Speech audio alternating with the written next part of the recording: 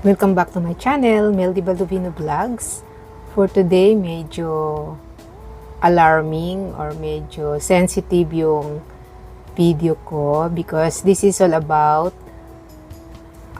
a Grab driver na gusto magbagong buhay dahil isa po siyang dating nagtatrabaho sa Pogo at isa sa mga company na pinagtatrabahuhan niya ang na-raid doon sa Tarlac. So, medyo takot siya.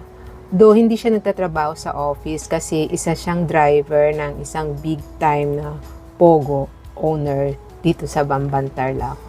Napaka-honest naman ni Kuya na basta hindi ko lang siguro sasabihin yung identity niya. But since nasa Grab car siya, ibig sabihin gusto niya magbagong buhay, na may buhay pa or may pagkakataon pang magbago kahit na nasilaw sana dahil hindi siya nasilaw dun sa malaking sweldo. Napakalaki ng sweldo niya. Isa siyang driver ng isang officer ng Pogo. Sinabi niya sa akin yung sweldo niya. Tama nga. Hindi niya yun kikitain agad-agad bilang Grab driver. Pero pinili niya itong buhay na ito dahil gusto niyang maging safe ang family, maging tahimik ang pamilya niya at baka kasi takot din siya na sinusundan din sila or iniimbestigahan din yung mga nagtrabaho dun sa owner ng Pogo. So, siguro pakikinggan ko lang yung communication or pag-uusap namin. Wala naman confidential kasi open naman si Kuya. Kasi hindi naman siya magsasalita kung hindi siya open kasi ang recording kasi may recording pala talaga sa Grab yung mga transactions and communications, ang pag-uusap ng drivers and pasahero. So pakinggan natin guys. Thank you.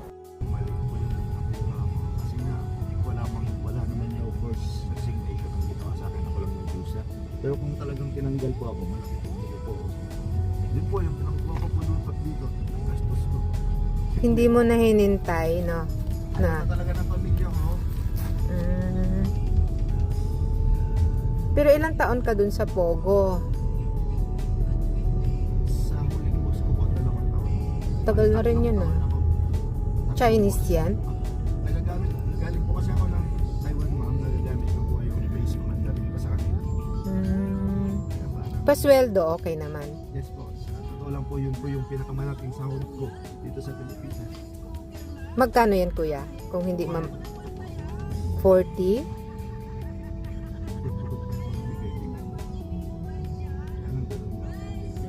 Pero may benefits pa ba yun sa 40? Wala. Walang SS, wala lahat. Usap po. Kasi may allowance po kami. Nasa ano na po kung personal po kami. Maghuhulog, no? Pwede. Tsaka mainit po talaga. Ako din, 50-50 talaga ako aalis na yun. Gusto ko po talaga kasi malaki po sa pag-stay. Kaya lang, halos inaabangan na kami lahat. Nakailang rin po ako ba na? Bahay mo? Doon po sa tinitirahan po namin ng boss ko. Kasi in-house ka. Apo, close din po ako kung nasan po yung boss ko na. So yung nagre-raid, Kuya, nagbibigay kayo? Hindi po, boss ko. Kaya nga, nagbibigay sila. Kasama po ako sa pinakamalaki, ma'am, doon sa Porak. Kasama ko kami doon. Nakawa. Puti malis ka, Kuya. Kaya lang pag Pilipino, wala ka naman po kaso dyan. Sila lang, no? Pero kasi maatim mo ba na nanluloko ka ng Pilipino, kapwa, no? Hindi naman po doon sa office pa. So yan yung tinatawag-tawagan din, Kuya, tawag. Tapos ano?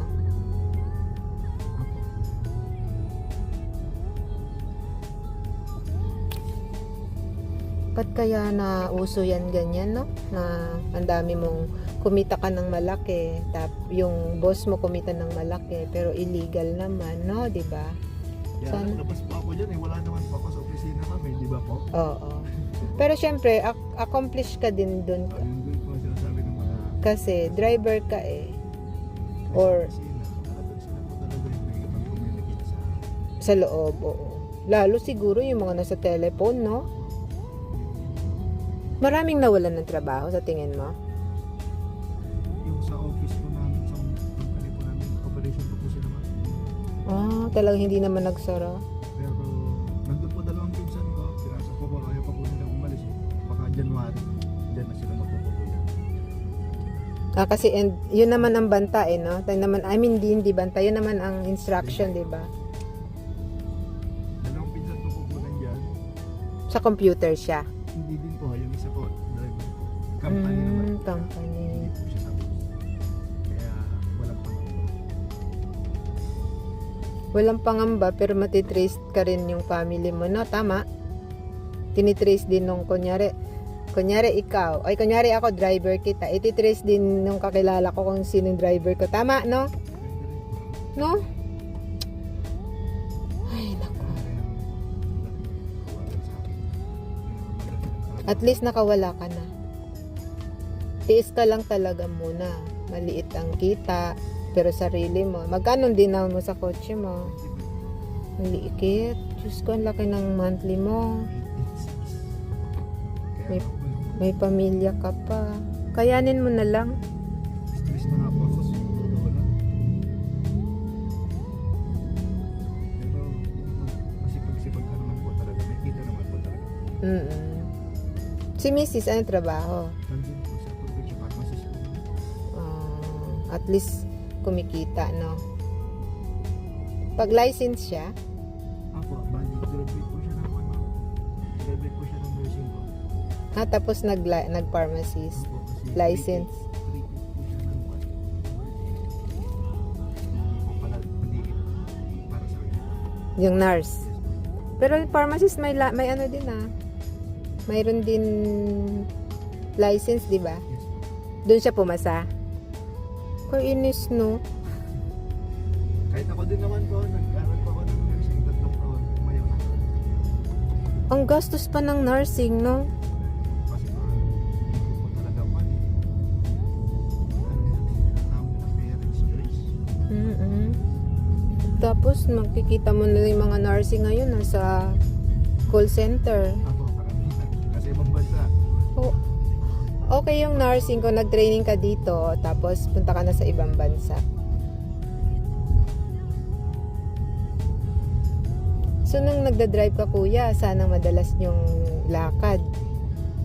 Kasi ang boys parang Ha? parang sa mga bus lang po, mga kapwa niyang bus na Meeting-meeting sa boss. Ako minsan dadalo po sa mga office sa dito na. Pero madalas po talaga madalang po. Sa isang linggo po siguro 2 beses, 3 beses.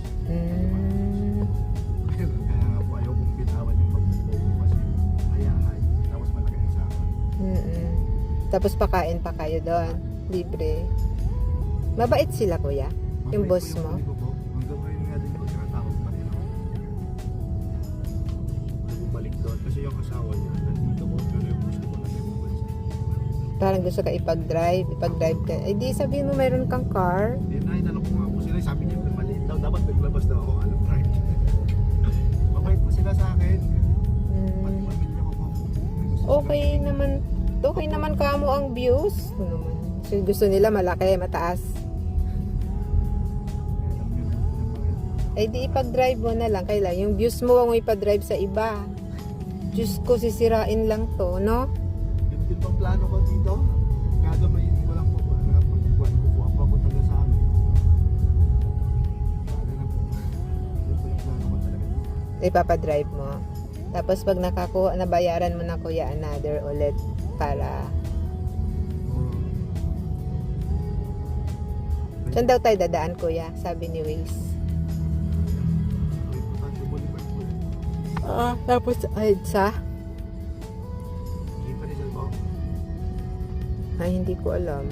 Bakit JP Rizal? Di bahala ka, kuya. Oo, ikaw bahala, kuya. Hindi kita guguluhin dyan.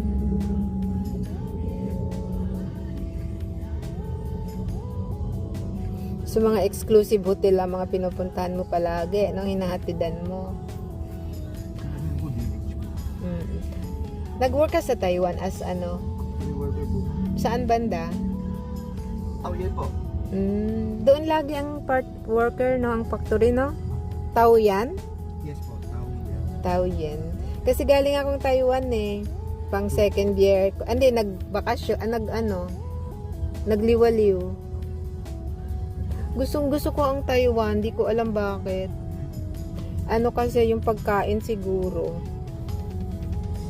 Pero ang layo pala yung Taiwan nyo eh, no? Kasi yung isang pamangkin ko, factory worker din doon. Tapos sabi ko, nandito ako sa Semending. Semending ba? Taipei po yung sa Taipei po. Kasi tumira kami sa Regent Hotel. Ako siya sa Thailand or Taiwan? Thailand po siguro. Oh, yun, oo. Malayo po. Layo daw. Doon nga po. Ninang, Dulo po kayo, madam. Ninang, ang layo po. Parang bundok na po tong amin. Parang probinsya po kasi pag factory, sabi niya. Tapos sabi niya, nakakahiya naman naka 5-star hotel pala kayo. Sabi, okay lang yan, pwede kang tumira. Kasi yung 5-star hotel, naman yun, hindi naman ako nagbayad. Doon ko po binuo yung pamilya ko, ma'am. Panganay ko doon din po nagawa eh. Saan, doon kayo tumira, parang probinsya. Hindi po, city po yan, madam. Sitting sa inyo? Kasi po yung Taipei, under po siya ng tao yan, madam. Parang Pero ang ganda, no? Ang lamig, di ba? Tapos, pag summer din po eh. nagna-night market kami, kain lang ng kain.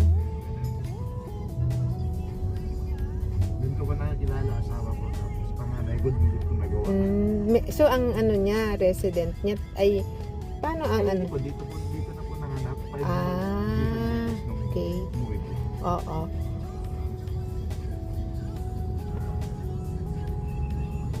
Traffic pala dito, kuya, no? Gawin po tayo Subo Boulevard. Kasi kung lalabas tayo Subo Boulevard.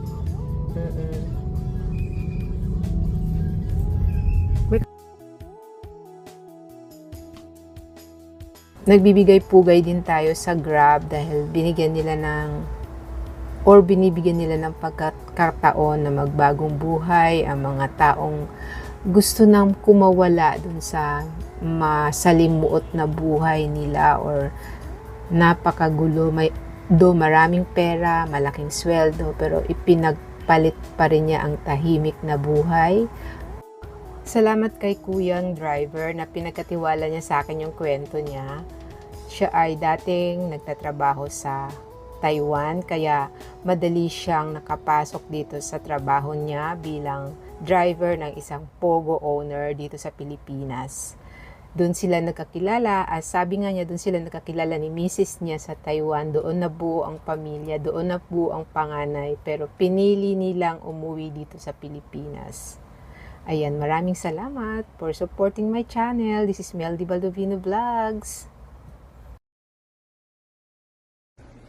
Inabati ko lang si Meldy Baldovino at syempre, subscribe na rin tayo kay Meldy Baldovino Vlogs para na matuwa siya na kayo nagsisubscribe sa kanya. Please do subscribe to Meldy Baldovino Vlogs. Kaya rani mga bate at ako, kahit ako, magsusubscribe.